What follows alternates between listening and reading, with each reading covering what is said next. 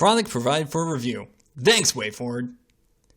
On the heels of the success of their first starring role, WayForward and Arc System Works have brought the girls back for round 2.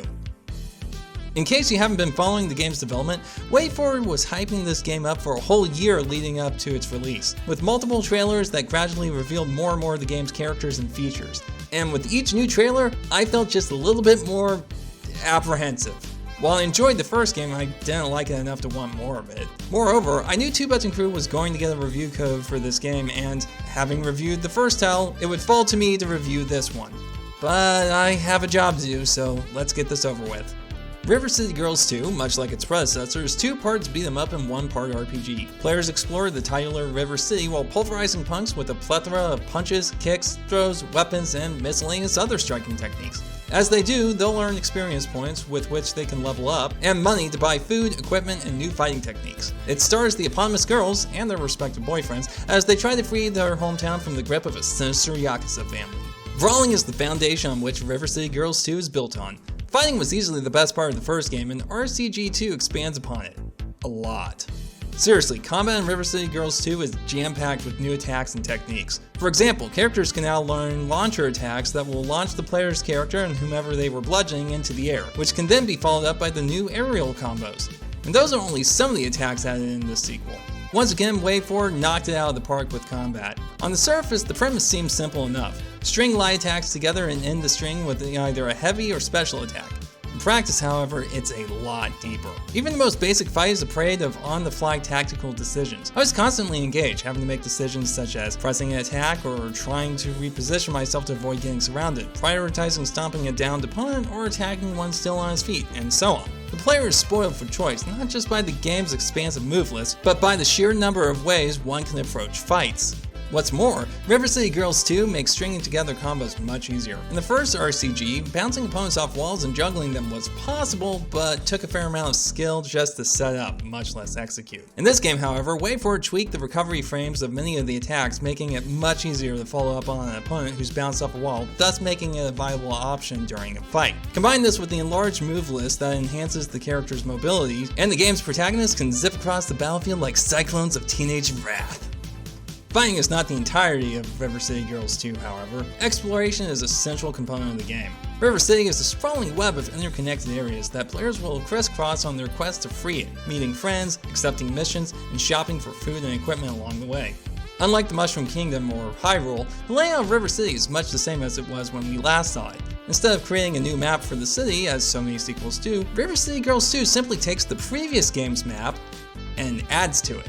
While on its face this sounds like a lazy copy and paste, it actually adds a great sense of continuity that makes the town feel like a real place. Many of the game's landmarks and locales and their layouts should be instantly recognizable to fans of the first game.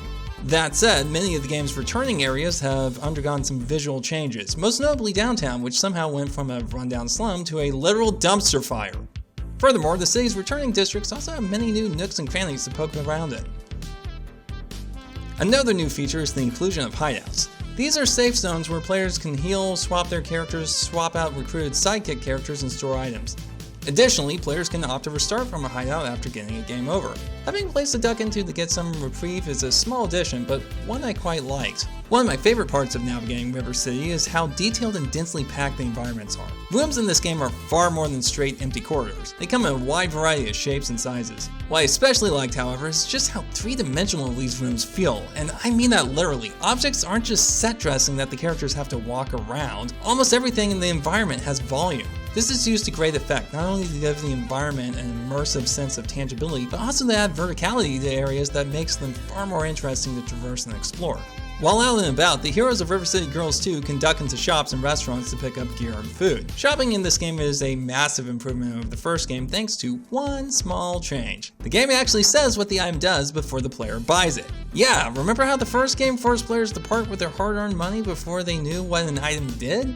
River City Girls 2 uses the openness of its setting to good effect. After a few introductory missions, the game turns the players loose on the city to hunt down Sabu's commanders on their own. Unlike the first game, whose progression was completely linear, River City Girls 2 allows the players some choice in which order they tackle the game's main objectives. Not every area is available from the start, however, so it isn't completely non-linear either. Overall, I think the game's structure strikes a nice balance, giving players freedom while also offering the rewarding sense of progression that comes from unlocking new areas, characters, and so on. Ultimately, the more open-ended approach complements the game's level design. That said, the game does have a tendency to gate off some rooms arbitrarily with no in-setting justification until some unrelated criteria is met. Thankfully, this only happens with optional rooms.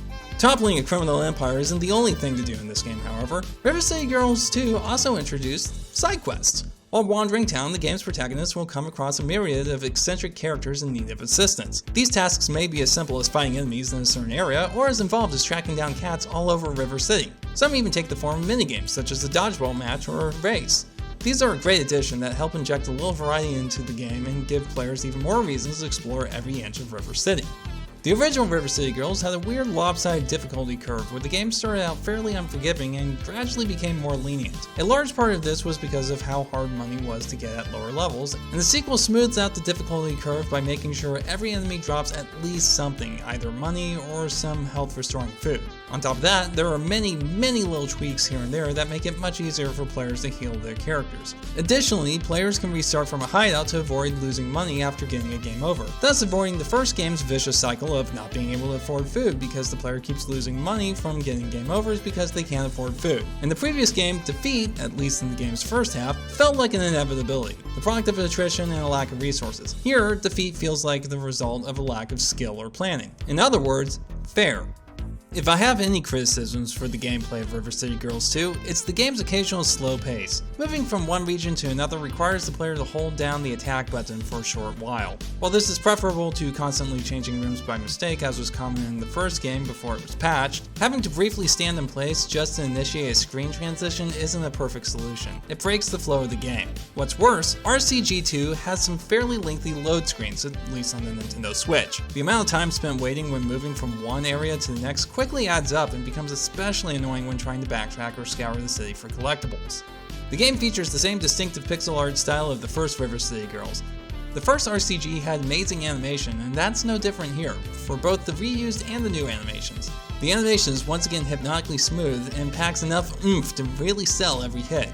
While it's hard to improve on the quality of the series' character animation, the background art, on the other hand, has gotten an upgrade. Environments in River City Girls 2 are much more detailed, often with an extra layer of grunge. This is especially noticeable with many of the objects and stages that react to the player characters as they walk by. Drinks spill, bottles break, and so on. Another great detail is the inclusion of a day-night cycle. It has no effect on gameplay, but it makes the world feel less video gamey.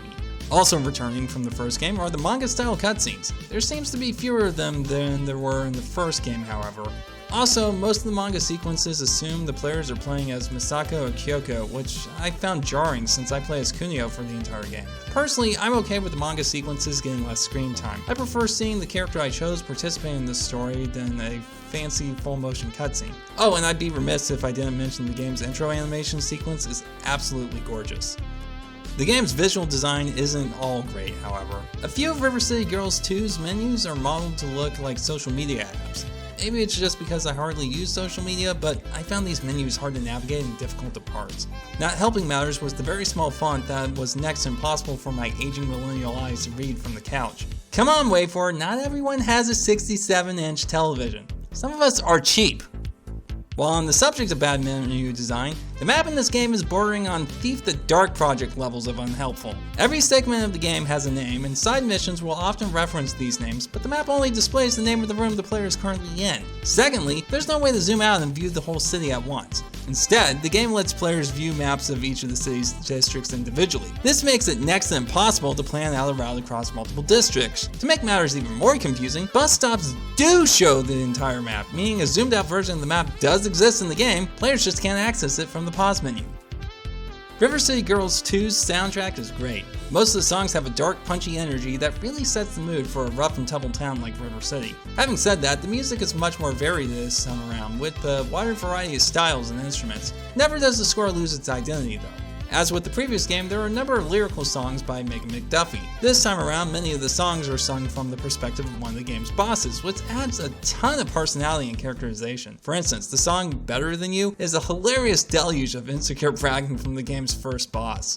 Another much more subtle aspect of the game's audio design is its use of ambient sound. WayForward incorporated noises like birds chirping or dogs barking in the distance into the game's soundscape. It's not something I noticed consciously, at least not until I turned down the music volume, but it really gives the world a much more immersive, organic feel. River City Girls 2 is fully voice acted, which is very impressive considering the copious quantity of characters. Each character is well cast, with his or her voice perfectly expressing their personality. The vocal performances also serve to enhance much of the game's humor. Many jokes that would have just been good still have me cracking up when I think about them because of the voice actors' deliveries. River City Girls 2's story begins right where the first games left off, with Misako and Kyoko kicking the daughter and stand-in leader of the local crime syndicate, Sabu, through a window. While the heroines are reuniting with their boyfriends, Sabu and her brother Ken report to their father, the Yakuza boss Sabu. Understandably upset to hear his daughter was defeated by a couple of high school girls, Sabu breaks out of his cell on the spot, swearing vengeance on the River City Girls. The Sanron family then seize control of River City High, expel the protagonists, and defenestrate them for good measure. Realizing that expulsion means they no longer have to go to school, the game's heroes shrug it off. 3 months of playing video games on Kyoko's couch later, the heroes emerge from their gamer stupor to find that the city has been taken over by Yakuza. Now it's up to Misako, Kyoko, Kunio, and Riki to take back the city from the sinister Sanron family. Right off the bat, the story has a sense of focus that the first game lacked. For much of the first game, Misako and Kyoko wandered around town following increasingly tenuous leads until the story culminated in them learning the entire quest was predicated on a contrived misunderstanding. Here, the characters have a clear goal they're working toward, and every objective they complete gets them closer to that goal instead of stringing them along with yet another wild goose chase. As a story, it's nothing groundbreaking, but it's perfect for an upbeat, jocular beat-em-up game about teenagers fighting Yakuza. As to be expected with a WayForward game, as well as a sequel to River City Girls, RCG2 keeps a lighthearted, breezy tone all throughout. Much of the humor is highly character-driven, either from the many eccentric friends and foes that the protagonists encounter, or from the protagonists voicing their idiosyncratic observations on their current circumstances. Ultimately, I enjoyed the humor more in this game. It was more varied and less reliant on pointing out weird moments of video game logic. One nice feature I wanted to point out for people who played this game solo is the option to set which character acts as the player's sidekick. Even in single player, the player's selected character is accompanied by a second character. This character doesn't do any fighting, they're just there to participate in dialogue exchanges. This is a great feature that WayForward didn't have to include. For those wondering, I didn't know about the setting at first, and so I defaulted to having Kyoko as my sidekick. It's probably for the best though, as Kunio and Kyoko make a hilarious duo. Kunio's personality is somewhere between Misako's gruffness and Kyoko's bubbly enthusiasm, meaning Kyoko made for both a great compliment and contrast to him. If it hasn't become obvious by now, I think River City Girls 2 is better than its predecessor in every way. It fixes nearly every major inadequacy of the first title while expanding on its concepts. The combat is deeper, the city is bigger, the game is better structured, and the story is leagues better! I suspect that the future listicles of hardest games to return to after playing the sequel will often include River City Girls. What's more, the game is a strong contender for my new favorite 2D beat-em-up game of all time. My rating for River City Girls 2 is love it. The game sells for $40. While that may sound steep, I can easily see myself replaying this game in a few years, so I'm gonna say that's a fair price.